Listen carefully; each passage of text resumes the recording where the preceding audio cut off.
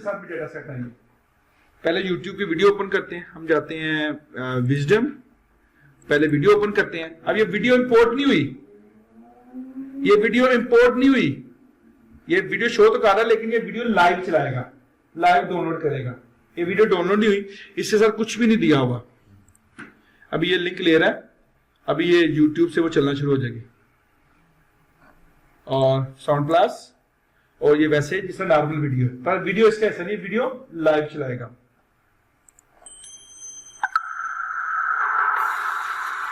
अब ये वीडियो आपके सामने चल रही है, पास। अब इसकी ट्रांसक्रिप्शन करनी है आपने, क्या करनी है? तो इसकी ट्रांसक्रिप्शन, चले मैं अपना क्रेडिट लेता हूं, मैंने की हुई है ट्रांसक्रिप्ट बोस, और इसकी मैंने ट्रांसक्रिप्शन रखी हुई है।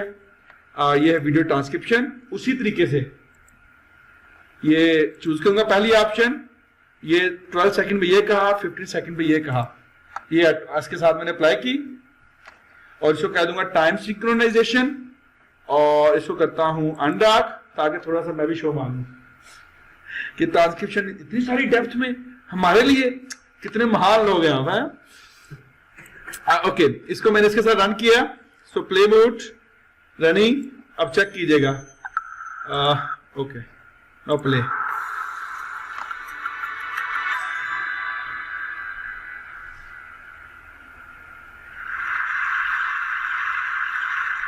I'm turning 44 next month, and I have the sense that 44 is going to be a very good year. A year of fulfillment, realization. I have that sense. Not because of anything particular in store, मैंने कैसे किया ये? but खुश हो रहे हैं because ना? I read it would be a मैंने good year ट्रांसफर किया हुआ in a 1968 book by Norman. No, मैं बताता हूँ। YouTube का लोगों को फीचर नहीं पता, YouTube ट्रांसक्रिप्शन सर्विसेज देता है। नहीं, सबके साथ होती है। इसी वीडियो को, ये मैंने कल वीडियो देखी, इसको ओपन करता हूं मैं, और इसके ना अगर जाए ना ये मोर में, तो ये ट्रांसक्रिप्ट, तो ये इसके नीचे ट्रांसक्रिप्ट दी हुई है, ये सारी कॉपी पेस्ट कर ली। क्लियर हो गया? बिसाइड ऐसे सॉफ्टवेयर भी पहले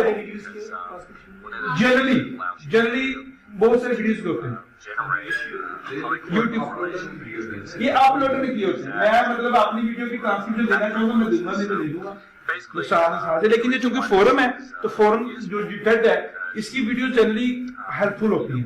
आप अगर अपने वीडियो में रिसर्च पेपर में कोई चीज साइट करना चाहते हैं, तो उसमें आपको उसके ऊपर कोई ना कोई प्रोफेसर जरूर मिलेगा जिसने डिस्कस किया होगा, तो ये एक ग्रेट सोर्स है साइट करने के लिए। तो ये ट्रांसक्रिप्शन उसके साथ दी होती है। Is it clear?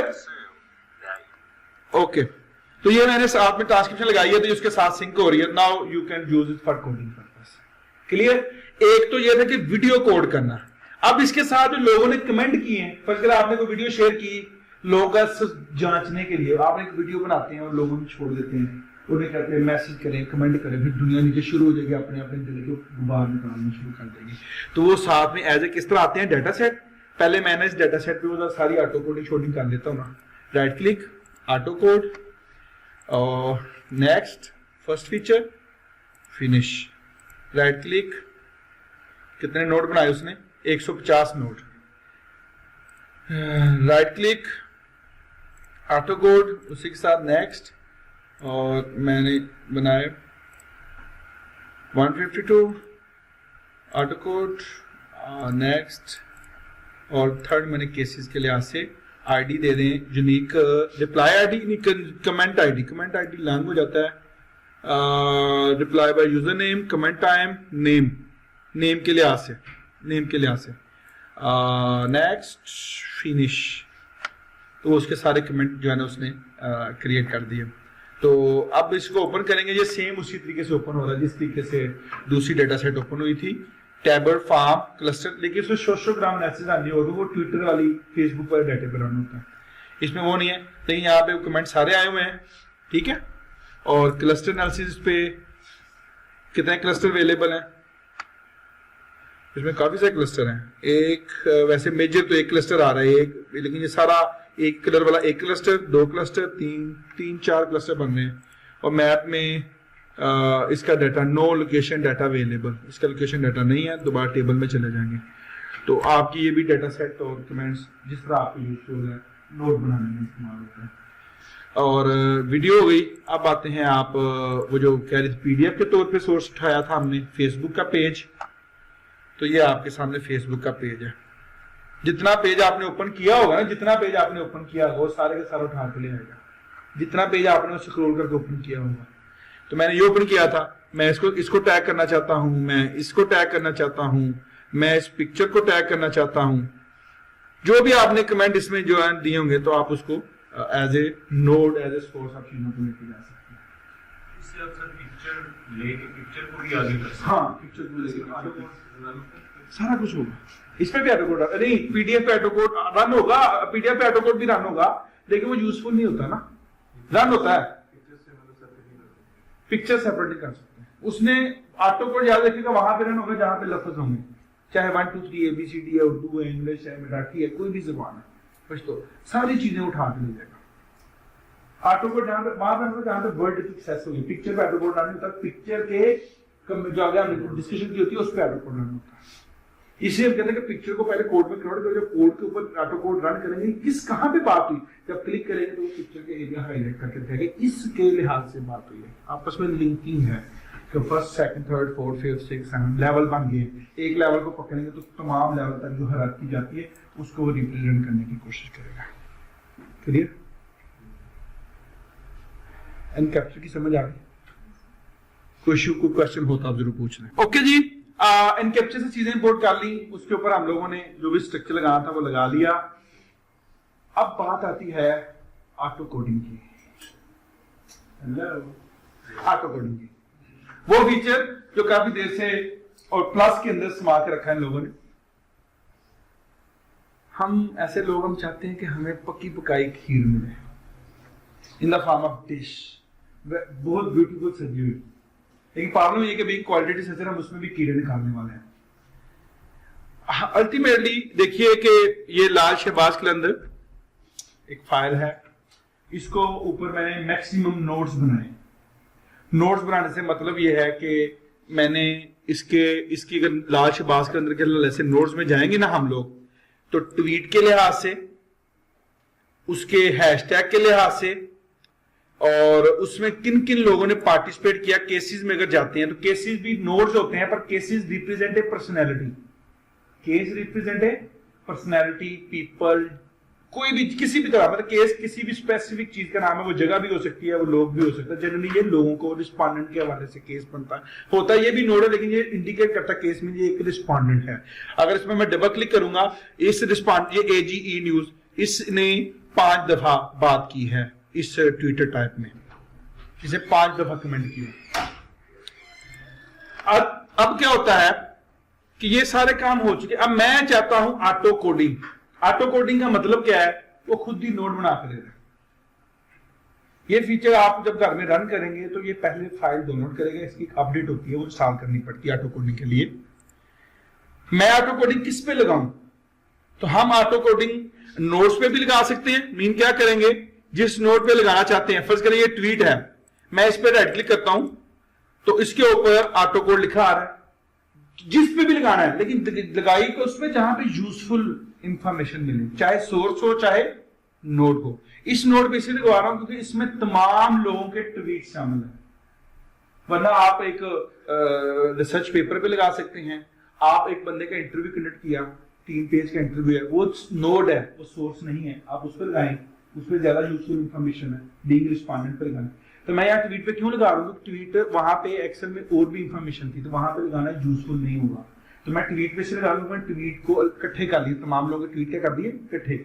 अब ये इनकी ऑटोमेटिक थीम बना देगा, ऑटोमेटिक जो भी इसको समझ आएगी, इसके जो भी इसके पीछे क्वेरी रन होती है, मैं इसे क्या करता हूँ, ऑटो कोड आइडेंटिफाई थीम्स। एक थीम्स एक सेंटीमेंट है। सेंटीमेंट की बात में बात करता हूँ, पहले इंटरव्यू का काम हो, उस इंटरव्यू को वर्ड में कन्वर्ट करके इसमें पहले इंपोर्ट करेंगे, फिर उस पे ऑटो कोड लगाएंगे, फिर ऑटो कोड लगाएंगे। आप आइडेंटिफाई थीम्स, इसमें वो करने लगा open coding, even axial coding भी कर देता है।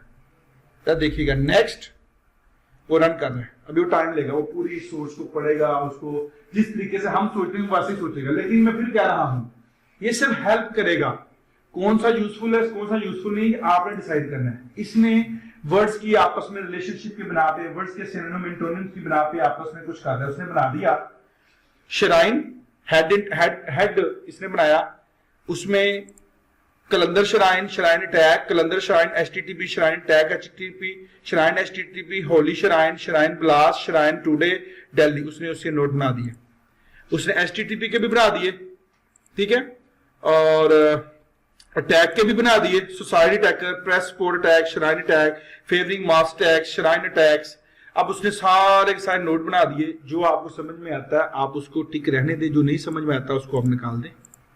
क्लियर हो गया? इसने सारा स्ट्रक्चर खुद बना दिया। फायदा क्या हुआ? इसने तमाम स्टेटमेंट को ब्रेक करके जितने पॉसिबल मैक्सिमम उसके नोट बनते थे बना दिए। यूजफुल कौन सा ये आपने डिसाइड करना, मैं बार बार कह रहा हूँ, यूजफुल कौन सा ये आपने डिसाइड करना। ये वर्डिंग्स भी एडिट कर सकते हैं? नहीं, यस, अभी वर्डिंग एडिट नहीं करते, कम माइनस कर सकते हैं, कम ज्यादा कर सकते हैं। इस नोड का जो नाम है, नोड का जो नाम चेंज करना, हाँ ये चेंज कर सकते हैं। ये भी देखिएगा, अभी मैं नेक्स्ट करता हूं, कहता कोड सेंटेंस करूंगा, पैराग्राफ सेंटेंस करो, सेंटेंस इसके ले जाएगा। ऑटो कोड थीम में से नाम रखता हूं शराइन ब्लास्ट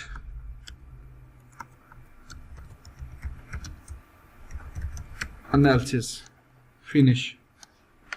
अब जाएंगे ना नोड्स में, इधर एक नया नोड क्रिएट होने लगा, वो आ गया, उसे ओपन कर दिया, 2 फाइलें ओपन करेगा। मैं इधर कंफ्यूज हो रहा था कि शायद इस तरह ओपन होती है एक्सेल की शीट, ये ओपन कर लें, वो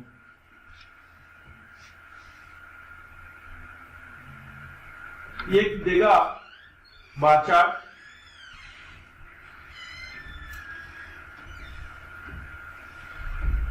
ये आपके सामने रखा दिया कि शराइन डिस्कस हुआ, शराइन में ये सब टॉपिक डिस्कस हुए। यहाँ पे कलंदर शराइन डिस्कस हुआ, उसमें ये सब टॉपिक डिस्कस हुई। उसने बता दिया कि कौन सा ज्यादा टॉपिक डिस्कस हुआ, कौन सा काम हुआ, कौन उसका काम, कौन सा उससे काम, कौन उसका काम। ये उसी तरह उसने पूरा एक कलरफुल किस्म का चार्ट बना के दे दिया। इफ यूजफुल रिटेन इट, नहीं तो क्लोज कर दे। और ये आपके सामने ना उसने कह दिया ओवरऑल बात क्या हुई, ये उसने बना दिया है नोड मैट्रिक्स। ये भी हम वर्कशॉप 1 में डिस्कस कर चुके हैं। नोड मैट्रिक्स एक एक्सेल टाइप शीट होती है, कॉलम और रो कंपेयर होते हैं, इसके साथ चार्ट लिखा आता है। चार्ट पे क्लिक करेंगे तो पता चलेगा इन ट्वीट्स में लोगों ने ज्यादा बात किसकी की है, ज्यादा बात लोगों ने की है शराइन की, फिर बात की है कलंदर शराइन की।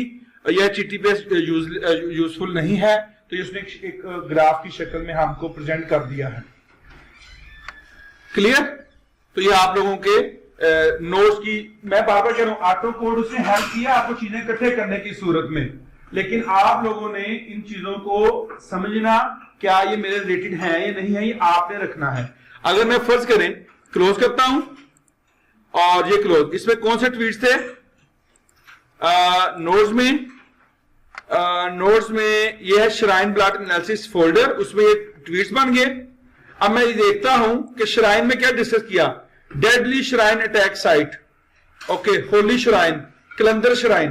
ये क्या हुआ कि उसने बताया अंदर कितने कितने रेफरेंस है। मैं देखता हूं इसमें क्या डिस्कस किया लोगों ने, कलंदर शराइन में क्या डिस्कस किया। उस नोट को ओपन कर लें तो उसमें लिखा हुआ है Pakistan suicide bombing, why ISI feels to threatened by the Sindh Lal Shahbaz Qalandar shrine. Pakistan suicide bombing, why ISI feels so threatened by, ये कोई इंडियन होगा मुझे लगता है, ठीक है। Why ISI feels so, this is the Lal Shahbaz Qalandar shrine in Sehwan in Sindh that after suicide attack killed 85 devotees. Lal Shahbaz, अब देखिए इसमें जो यूजफुल इंफॉर्मेशन है वो रखे, जो यूजफुल इंफॉर्मेशन है वो निकाल दें। निकालने का तरीका क्या है कि आप इसको सिलेक्ट करें और राइट क्लिक, और अनकोड होता है यहाँ पे, क्या होता है, तो पूरी की पूरी लाइन ही खत्म हो जाएगी वहां से।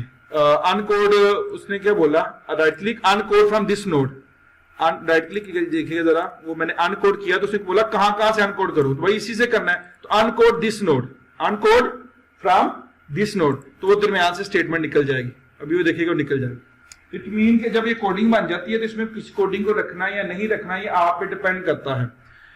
तो इसके बाद अगर आपने कहा तो नाम चेंज करना है नोड का, जो उसने अपनी तरफ से नाम रखे शराइन है, तो राइट क्लिक, तो रीनेम प्रॉपर्टीज, प्रॉपर्टीज में जाए तो शराइन का नाम लिखें शराइन अटैक, तो आप उसको चेंज कर दें तो आपका वो नाम भी चेंज हो जाएगा।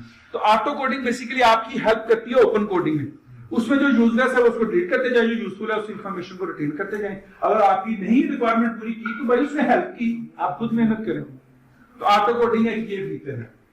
क्लियर हो गया कि ऑटो कोडिंग आपके तमाम पेपर्स को, तमाम इंटरव्यूज को, तमाम चीजों को पढ़ने के बाद मैक्सिमम जितनी ओपन कोडिंग कर सकती है या किसी हद तक उनकी कैटेगरीज बना सकती है वो हेल्प करती है। वैसे ये इस तरह के एनालिसिस में भी बड़ा सपोर्ट करती है, क्वालिटेटिव के प्योर में भी, लेकिन लिटरेचर रिव्यू में उसका सपोर्ट नहीं करती। ये हो गया। अब इसमें इन चीजों के बाद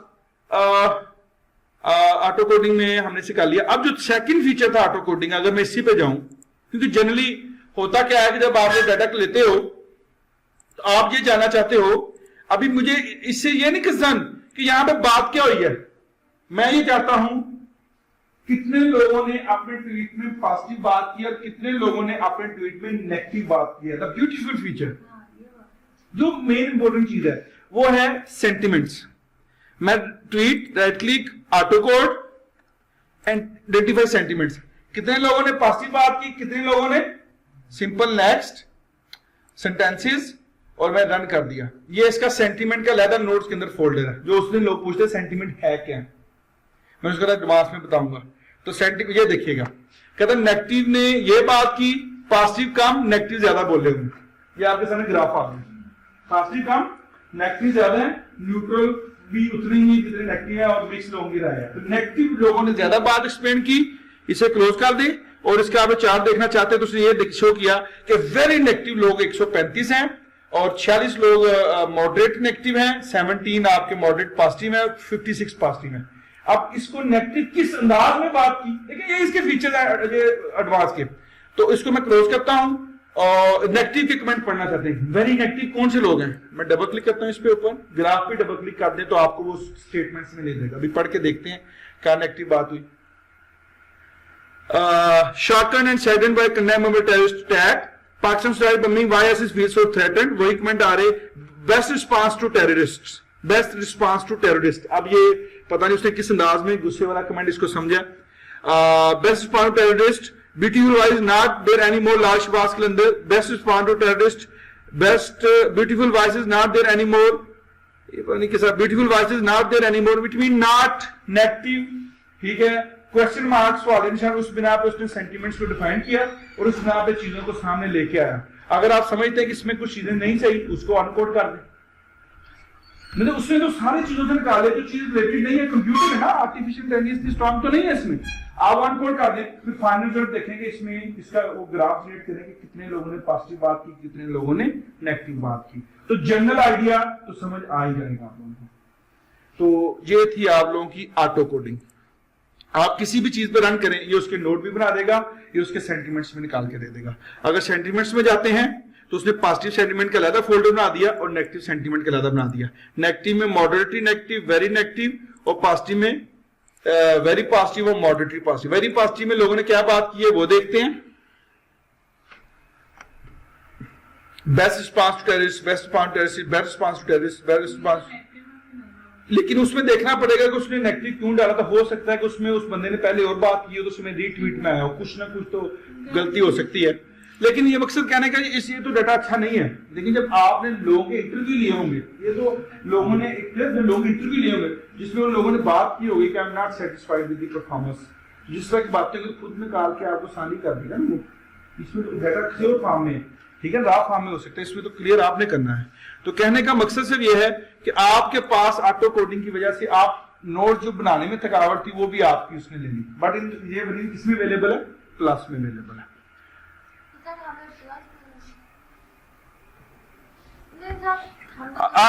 आई ईमेल फॉर प्लस, मैं पूछ के बता दूंगा आपको। ओके जी, अब क्या है, अब आते हैं डायग्राम्स की तरफ। व्हाट इज सोशोग्राम, अभी आते हैं एक्सप्लोर में। What is comparison diagram, what is egocentric diagram, what is explore diagram and what is network socio diagram. सबसे पहले हम पढ़ते हैं एक्सप्लोर डायग्राम। क्या पढ़ते हैं जी? जो ऑटो कोडिंग करेंगे वो हम नोट पे करेंगे या सोर्स पे करेंगे? किसी पे भी कर सकते हैं, केस पे भी, ऑटो किसी पे, जितना भी उसके अंदर डाटा अवेलेबल होगा उस पर ऑटो कोड रन कर देगा। बेस्ट प्रैक्टिस कोई नहीं। बेस्ट प्रैक्टिस तो सोर्स है, और यहाँ ट्वीट भी सोर्स था बेसिकली। हाँ, अब ये देखिएगा, मैं अभी जाता हूं इंटरनल्स में, तो ये डाटा सेट पे, तो डाटा सेट पे क्लिक किया, एक्सप्लोर डायग्राम आ गई थी। वैसे डिसेबल है एक्सप्लोर डायग्राम, क्या है, जैसे ही मैं डाटा सेट पे क्लिक करता हूं एक्सप्लोर डायग्राम क्या करेगी, एक्सप्लोर डायग्राम कहेगी जितने भी इस डाटा के अंदर इस फाइल के ऊपर काम हुआ है ना, वो सारा डायग्राम की शक्ल में दिखा देगा। अभी देखिएगा जरा, अभी जितना भी इस फाइल के ऊपर काम हुआ है ना, वो सारे का सारा दिखा देगा। This is the work that done on this particular source.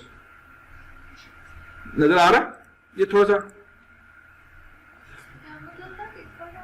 इस एक फाइल पे जितना काम हुआ है उसने उसके सारे की डायग्राम बना के दे दी है। हाँ, आप देखना चाहते हैं ना इस इंटरव्यू से ऊपर हमने कितना यूजफुल इंटरव्यू लिया हमने। आप जब एक्सप्लोर करेंगे उसके तमाम नोट तमाम जो बने हुए हैं। अब इसमें ये देखिए, इसने सेंटीमेंट नेगेटिव भी दिए हुए हैं, इसमें सेंटीमेंट पॉजिटिव भी दिए हुए हैं, इसमें नोट मैट्रिक्स भी बना हुआ है। किसी पे भी डबल क्लिक कर दे, वो वाली फाइल ओपन करके दे देगा। इट मीन वो बेसिकली दिखा रहा है कि कितना काम इसके ऊपर हुआ होगा। अगर इसमें समझ नहीं आई कोई मसला नहीं, नोड में जाएं। नोड में जाते हैं तो यहां पे ना हमने नोड बनाए थे हैशटैग के लिहाज से, ISI explore, ISI explore diagram, ये काम हुआ है। ISI इसके साथ इस पे कोड हुआ है, इस पे कोड हुआ है, और इससे कोड किया गया कि ये ISI हैशटैग 3 जगह पे इसका इस्तेमाल हुआ है। मतलब कहां पे लिंक है मेरे। अक्सर लोग पूछते हैं हाँ भाई ये तो तुम्हारा इंटरव्यू है, इसने कितना पार्टिसिपेट किया, आप एक्सप्लोर डायग्राम करें, जितना उसका काम होगा उसका दिखा दें। अगर इसको मैं पाकिस्तान का देखता हूं, ये है पाकिस्तान, इस पे एक काम हुआ, इस पे एक्सप्लोर करता हूं,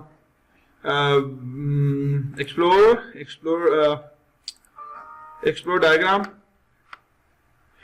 इस पे भी उतना ही काम है क्योंकि इन फाइलों पे हमने ऑटो कोड लगाया था।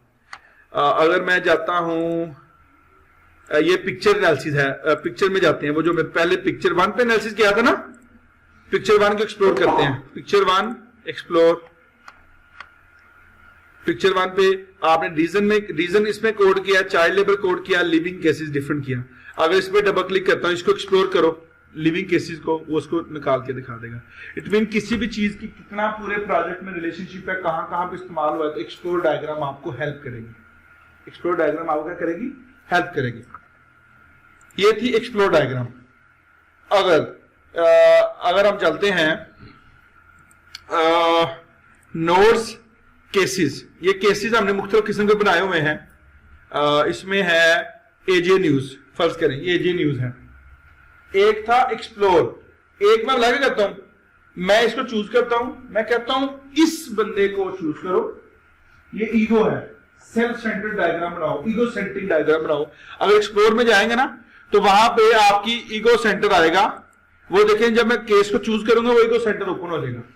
एक था सोर्स कहां पे एक्सप्लोर किया, ईगो सेंटर आपने किसी केस को चूज किया, ईगो सेंटर पे क्लिक करेंगे, वो उसको ईगो बना लेंगे। ईगो मीन कि वो सेंट्रल बॉडी और उसका आगे से कहां इस्तेमाल हुआ उस केस का। तो वो जो ईगो होगी वो in the shape of star होगी। मैं इस पर रन करता हूं, ये देखिए, तो उसका इस्तेमाल कहीं पे भी नहीं हुआ, वो उसका ना आगे कनेक्शन है ना उसका पीछे कनेक्शन है, उसका इस्तेमाल कहीं पे भी नहीं हुआ। ये यहां पे ये बता रहे हैं। अगर मैं उस पिक्चर के ऊपर ईगो सेंट्रिक लेके चलता हूं, वो जो पिक्चर्स थी, पिक्चर 1 लेआउट, वो तो केस पे रन होना है, इसको मैंने केस तैयार ही नहीं किया था। अगर इसको मैं right click create edge case कर देता हूं, create edge case, create edge case में आ रहा, मैंने वो आपको क्वेश्चन दिया। ये केस में इसे क्लोज किया, ये पिक्चर है, पिक्चर पे ईगो सेंट्रिक करता हूं, इस पिक्चर का भी आगे इस्तेमाल नहीं हुआ, किसके आगे से भी। बेसिकली ये इस्तेमाल इस वजह से नहीं हो रहा क्योंकि इन पिक्चर्स का आपस में रिलेशनशिप नहीं है। बेसिकली ईगोसेंट्रिक ये बताता है कि इसका बाकी के साथ रिलेशनशिप क्या है, रिलेशनशिप के ऊपर ये बात करती है क्योंकि मेरे पास डाटा एक्चुअल नहीं है। क्योंकि ईगोसेंट्रिक आपको बताती है इन चीजों का आपस में रिलेशनशिप क्या था, इनका रिलेशनशिप क्या था। और ईगोसेंट्रिक डायग्राम जो है ये मैं आपको रन करके देता हूं सोशोग्राम के अंदर। अभी हमने थोड़ी देर पहले सोशोग्राम रन किया था किस एनालिसिस के ऊपर, लाल शहबाज के अंदर के ऊपर था। सोशोग्राम पहला रन किया था हमने।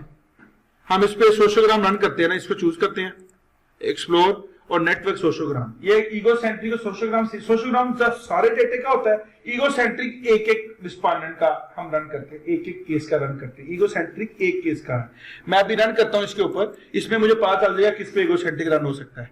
नेटवर्क सोशोग्राम वो कह रहा है किसका रन करूं, तो उसमें जब आपने नेटवर्क सोशोग्राम रन करना, आपने केस चूज करने हैं, तो ट्विटर के केसेस पे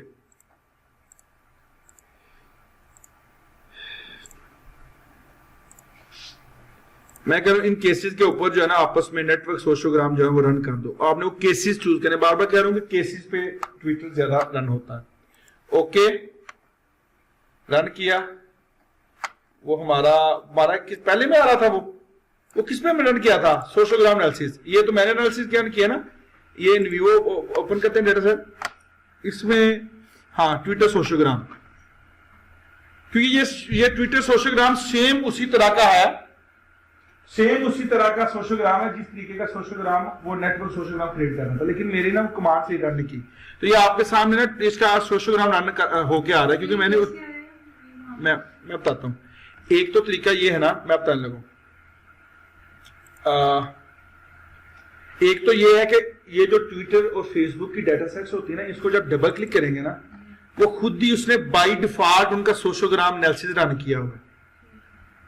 अंडरस्टैंड? अगर आप इसको नहीं यूज करते तो आप क्या करेंगे, अगर रन करना चाहते किसी भी चीज का सोशोग्राम चूज करें और जो भी वो आपके सामने केसेस देता है उसको सिलेक्ट करें, उसको सिलेक्ट कर लें यहां से। तो वो सिलेक्ट कर लें, क्योंकि मैंने इसको राइट क्लिक करूंगा और इसके ऊपर वो एज ए केस क्रिएट करके तो उसको रन कर लूंगा। तो मैं इसको डायरेक्ट रन कर रहा हूं उस फाइल के अंदर से, वरना आपने, क्योंकि ये जनरल सोशोग्राम आपस में लिंकेज को शो करते हैं, किसको शो करते हैं, किस तरीके से चीजें लिंक है आपस में। तो मैं इसी के अंदर जो बना ट्विटर सोशोग्राम है वो ले लेता हूं, इसको अनडक करता हूं, फीचर है। अब मैंने मुकम्मल, अभी हमारी कोडिंग उतनी स्ट्रांग नहीं है, जितनी ज्यादा कोडिंग स्ट्रांग होती जाएगी उतना ज्यादा आपको पता चल जाएगा कि कहां पे चीजों में आपस में रिलेशनशिप्स हैं। आपको नजर आ रहा है ना कहां पे ग्रुपिंग है।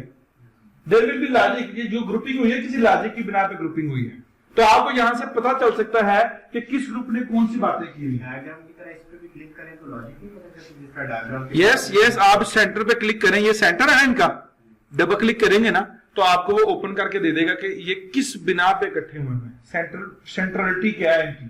तो उसने बताया कि इस फाइल की वजह से इकट्ठे हुए हैं, इनके आपस में ये ग्रुपिंग है। तो लेकिन इसके मैं कुछ फीचर आपके साथ शेयर करने लगा हूं कि ये सोशोग्राम पढ़ते कैसे हैं। ये जो आपको दिए हुए ना नोट्स बने हुए हैं, दीज आर कॉल्ड वर्टेक्स। क्या बोलते हैं इनको, वर्टेक्स। और जो इनके दरमियान आपस में लाइनें अटैच है ना, इसको बोलते हैं एजेस। क्या बोलते हैं? इसके लिए मैंने आप खुद एक्सप्लेन करने की बजाय मैंने आपको बताया कि इनवीवो की हेल्प में जाएंगे ना, तो वहां पे जाकर लिखे अंडरस्टैंड सोशोग्राम सेंटरिटी मेजर, उसमें उसने सारा कुछ बताया है, degree of centrality, betweenness, closeness, density, सारी चीजें इनवीवो की हेल्प में ये अवेलेबल है, जिसमें उन्होंने बताया हुआ है कि ये है क्या बेसिकली। तो अभी हम इसको पढ़ते हैं। अब साइज वर्टिस बाय, अब ये जितने भी वर्टिसेस दिए हुए ना, इनको साइज करो। मुझे समझ नहीं आ रही इसमें कि इतना ज्यादा इसमें है। मैं कहता हूं मैं इसमें किसको ज्यादा पढ़ूं, कौन सा मेरे रिलेटेड है। तो अल्टीमेटली रिलेटेड वो है जिसमें ज्यादा डिस्कशन हुई है। कम डिस्कशन वाले के पास अल्टीमेटली आपकी रेलेवेंट इंफॉर्मेशन नहीं होती। आप इसे बोल दें, अब आता है degree in, degree out, betweenness या क्लोजनेस। तो डिग्री का मतलब इसमें क्या है, डिग्री तो सिंपल आपकी चल रही है, आप उसको क्लिक करेंगे, क्लिक टू रीड रहा। तो डिग्री का मतलब यह है कि जिसमें आपस में ज्यादा डिस्कस हुआ है वो ज्यादा बड़ा शो होगा। मीन के डिग्री से मुराद क्या है कि आप लोग ये देखेंगे इसमें सारे छोटे छोटे नजर आ रहे हैं, जिधर ग्रुप ज्यादा उधर वो बड़ा नजर आ रहा है। डिग्री मीन उसके साइज को रिप्रेजेंट कर रहा है, लेकिन समझ नहीं आ रही इस तरह की डिग्री की, समझ नहीं आ रही, बस डिग्री नहीं समझ नहीं आ रही कि डायग्राम उस तरह शो नहीं हो रही डिग्री के साथ। मैं कहता हूं डिग्री इन का मतलब होता है जिसमें ज्यादा एरो गेम है। डिग्री इन मीन जिसमें ज्यादा एरो गए हैं, किसी रिस्पोंडेंट में गए होंगे, मतलब एरो जाने का मतलब यह है कि इस रिस्पोंडेंट से ज्यादा इंफॉर्मेशन ड्रा की गई है। तो degree in, click read draw, तो वो उसमें और दिखा देगा तो ये भी उसी तरह, क्योंकि इसमें छोटे छोटे ग्रुप ज्यादा हैं, छोटे छोटे ग्रुप क्या है, ज्यादा हैं। और डिग्री, अब डिग्री आउट का मतलब जिस रिस्पॉन्डेंट से ज्यादा इंफॉर्मेशन बाहर की तरफ गई है, डिग्री आउट, तो उसमें भी वो उसी तरीके से दे रहा है। मीन के इसमें काफी सारा इररेलेवेंट टाइप डाटा है। उसका फिलहाल क्या होता है कि ये डिग्री नोट चेक करनी है तो फिर आप फिल्टर वर्टिसेस बाय फिल्टर करें। आप इस पे क्लिक करेंगे ना जब फिल्टर तो फिल्टर किस तरह करना है आपने, डिग्री इन के लिहाज से, डिग्री आउट के लिहाज से, बिटवीननेस के लिहाज से, क्लोजनेस के लिहाज से। अब डिग्री इन मैंने बता दी कि जितने फर्ज करें मैं एक नोड हूं, केस हूं, तो कितने लोगों का रिलेशनशिप मेरे साथ है, जितने ज्यादा एरो मेरी तरफ होंगे तो मेरी डिग्री इन ज्यादा होगी। अगर मैं बड़ा अच्छा रिस्पॉन्डेंट हूं, मेरी वजह से आपके काफी सारे नोड सपोर्टेड होते हैं, इसमें से मेरी तरफ से ज्यादा बातें बाहर दूसरे नोड्स में गई, वो डिग्री आउट को रिप्रेजेंट करता है, नंबर ऑफ एरो आउट। और बिटवीननेस क्या है कि हम दोनों में आपस में कितना ज्यादा मुश्तरक है, और क्लोजनेस का मतलब ये है कि हम आपस में कितना क्लोज है, मतलब आप मुझसे 1 लेवल क्लोज है, वो मुझसे 2 लेवल क्लोज है, वो मुझसे 3 लेवल क्लोज है, वो मुझे 4 लेवल क्लोज है। ये क्लोजनेस को बताता है। अल्टीमेटली जब आप दो कॉन्सेप्ट को डिस्कस कर रहे हो तो भाई ये दोनों कॉन्सेप्ट आपस में कितने रिलेटेड हैं, क्लोज है, बिटवीन है, डिग्री इन है या डिग्री आउट है। मैं कहता हूं कि तुम ना इसमें से क्लोजनेस की बिनास पे चलो। अब वो क्लोजनेस है, मैं कहता हूं कि क्लोजनेस जो है ना वो ये चाहिए 0.5 चाहिए, 0.25 चाहिए क्लोजनेस। अब वो क्या करेगा, छोटे छोटे केस सारे निकाल देगा और वो क्लोजनेस की बिना पे बताएगा कि ये क्लोजनेस निकाल दिया। क्लोजनेस क्या है कि अगर मैं इसको थोड़ा सा डायग्राम को बड़ा करूं तो ये क्लोजनेस है, ये आपस में क्या है। अब इसमें देखेंगे ना डायग्राम डिलीट कर रही है, ये क्लोज है, ये आपस में क्लोज है, उसमें छोटे छोटे रिलेशनशिप है अभी बाकी है, लेकिन क्लोजनेस अभी भी बाकी है। मैं कहता हूं क्लोजनेस रोज कम कर दो, ये 10 पे कर दो, जो इंतहाई करीब वाले रिलेशनशिप हो, इंतहाई करीब वालों में भी वो आपस में अटैच है। फिल्टर वर्टिस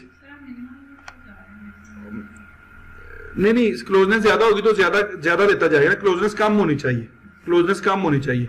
मैं इसको बिल्कुल 10 पे करता हूं, 10 पे ऑलरेडी है, 5 पे करता हूं। ये इनके दरमियान रिलेशनशिप की बराबर, ये इसलिए प्रॉपर यूजफुल इंफॉर्मेशन नहीं है क्योंकि हमने कोडिंग की इसके ऊपर। जब कोडिंग की होगी ना, जो जिन पे एक पे कोडिंग की है 60 टाइम, एक पे कोडिंग की है 50 टाइम, उनका फिर आपस में रिलेशनशिप है, फिर आपस में वो 10 दफा रिलेट भी हुए हैं, उसकी बिना पे ये वैल्यू कैलकुलेट करता है। जब उसकी हेल्प करेंगे तो उन्होंने एक मेजर डेवलप किया किस तरीके से चीजों की आपस में क्लोजनेस डिस्टर्ब की जाती है, मालूम की जाती है। लेकिन मकसद सिर्फ ये है कि आप जब आपके सामने ये चीज रन होगी ना, आपको एक तरह का क्लस्टर टाइप नहीं पता चला कि क्लस्टर बना हुआ डाटा का, क्लस्टर बना हुआ। अगर आप इसको कहते हैं colour vertices bye degree in, मतलब कौन सा वर्टिसेस सबसे ज्यादा डिग्री आउट हुई है, आप कलर क्लिक करें, वो कलर के लिहाज से चेंज कर देगा। इसमें कलर दिया इसने कि नहीं दिया, वो ऐसे कलर इसमें होता है light white colour to blue colour, white colour to green colour, तो यहां पे वो भी चूंकि बहुत छोटे हैं, अब ये व्हाइट हो गए ना सारे, जो जहां पे ज्यादा यूज हुआ होगा वो ब्लू कलर का या ग्रीन कलर का होगा।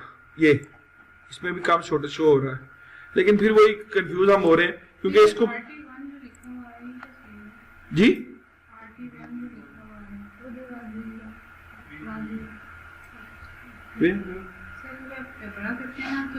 उनके नाम है रीट्वीट, रीट्वीट आपस में किस तरीके से रिलेटेड है। मैं इसमें रीट्वीट निकाल देता हूं, ये डायग्राम काम हो जाएगी। अब देखिए कि जब रीट्वीट निकाल दिए मैंने, वो सारे खत्म हो गए। अब क्लोजनेस देखते हैं, क्लोजनेस, अब क्लोजनेस और समझ आ रही है क्या? वो जो सिंगल थे ना वो निकलते जा रहे हैं, जिनकी क्लोज अभी मैं बिल्कुल करीब ले जाता हूं, मैक्सिमम क्लोजनेस।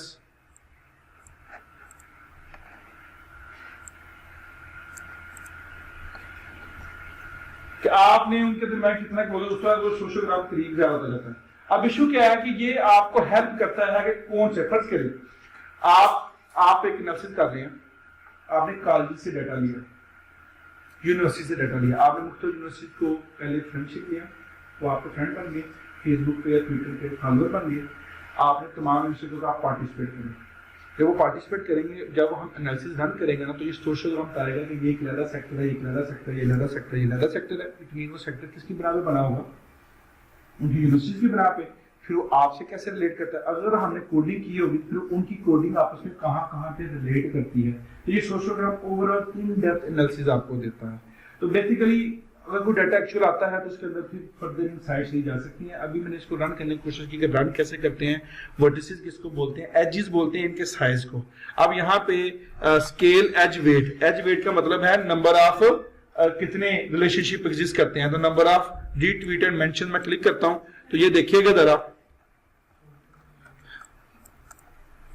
ये उसने बताया हुआ है कितने रिलेशनशिप डिस्कस हुए हैं। अगर इस पर क्लिक करें ना, डबल क्लिक करें तो सब बराबर आ रहे हैं। बराबर इसलिए आ रहे हैं क्योंकि इसमें एक ट्वीट यूज हुआ है।